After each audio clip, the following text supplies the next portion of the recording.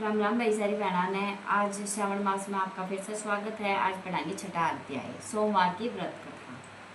सनत कुमार ने भगवान शंकर से कहा, हे महादेव, मैंने सब सुखों को देने वाले महात्म को सुना। अब मेरी इच्छा श्रावण महीने के सोमवार के व्रत की कथा सुनने की हो रही है। कृपया करके मेरी जिज्ञासा को शांत करें।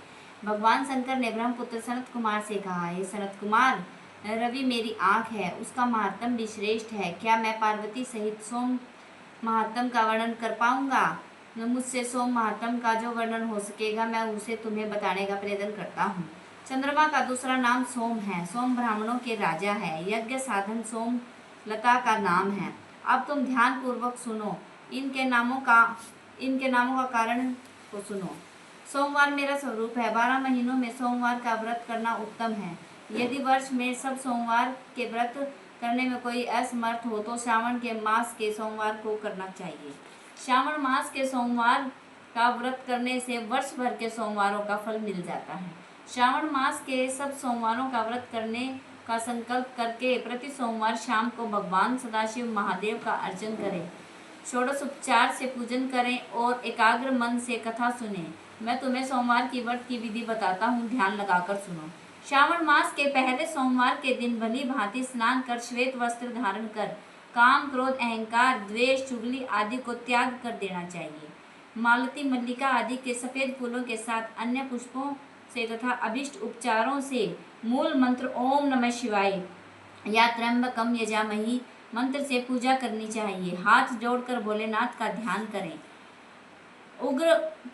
उग्रनाथ, भव, शशि मौली का ध्यान करना चाहिए। देवेश का मनोहर उपचारों से अर्चन करें।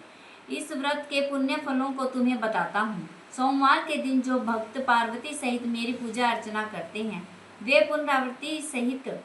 पुनरावृत्ति रहित दुर्बल लोक को प्राप्त करते हैं। इस महीने के नक्त व्रत के पुण्य को संक्षेप मात्र से कहता हूँ। देव तथा दानवों में 7 जन्म के उभेद पाप नक्त भोजन से नष्ट हो जाते हैं।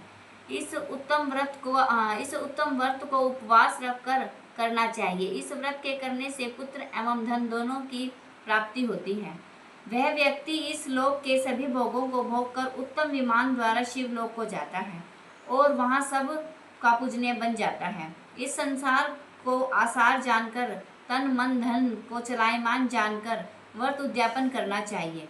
धन का लोभ और मन के लोभ को त्याग कर देना चाहिए। शक्ति के अनुसार भगवान शिव पार्वती की वृषभ पर स्थित स्वर्ण की प्रतिमा बनानी चाहिए। सुंदर लिंग उत्तव मंडल बनाकर उसकी घट स्थापित करें। 2 सफेद वस्त्र ढकें। घड़े के ऊपर तांबे या कांसे का पात्र रखकर उसके ऊपर सोने से निर्मित शिव पार्वती की प्रतिमा रखें। श्रुति, स्मृति तथा पौराणिक मंत्रों द्वारा शिवजी की पूजा करें। पुष्पों का मंडल बनाकर उसके ऊपर एक रमणीक चंदोवा बांधें। रात्रि जागरण करें।